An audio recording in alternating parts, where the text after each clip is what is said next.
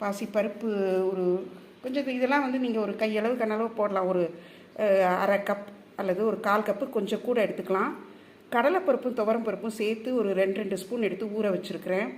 வெங்காயம், பூண்டு நிறைய எடுத்து வச்சுருக்கிறேன்.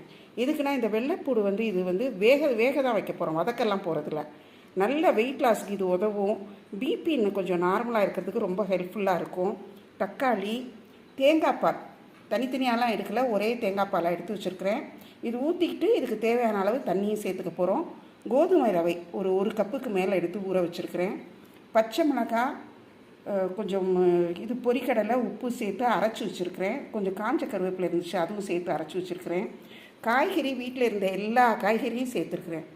பீன்ஸ், கேரட், கத்திரிக்காய், குடமிளகாய், புடலங்காய், சக்கரவள்ளி கிழங்கு, உருளைக்கிழங்கு, முள்ளங்கி எல்லாமே எடுத்து வச்சுருக்கிறேன். இது தவிர இறக்கிட்டு கொஞ்சம் போல் எலுமிச்சை சாறு வந்து சேர்த்துக்கலாம்.